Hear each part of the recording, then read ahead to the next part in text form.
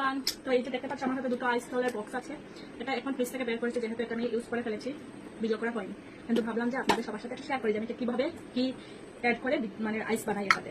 তো এই যে আমি এখানে পাতা কিছু ধুয়ে রেখেছি, ফ্রেশ ফ্রেশ তুলসী পাতা আর পুদিনা পাতা আছে। এই যে যেহেতু শসা আমার কাছে নেই, এই জন্য আমি শসা স্লাইস করে দিতে পারছি না, এই জন্য শুধু পুদিনা পাতা আর তুলসী পাতা দেবো, এটা স্কিনের জন্য অনেক ভালো। তো এই যে প্রথমে এটা 2-3টি পাতা নিয়ে নেব, এটা এইভাবে ভালো করে মছলে দেবো। এই যে তারপর এই যে এটাতে দিয়ে দেবো প্রথমে।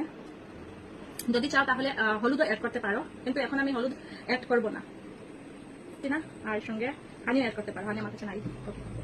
তারপর জল দেবো, দিয়ে দিয়েছি, এখন এটা বন্ধ করে দেবো। এই যে এখানে মুখ, তো এইদিকে পুরো ফুল করে নিতে হবে।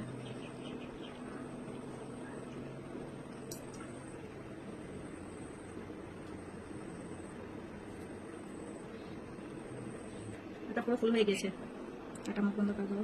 চলো এটাকে ফ্রিজে রাখা যাক।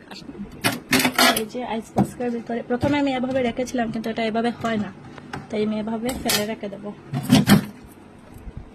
24 আওয়ার্স এটা এখানে থাকবে, 24 আওয়ার্স এটা এখানে থাকবে। তারপর কাল তোমাদেরকে দেখাবো রেজাল্ট।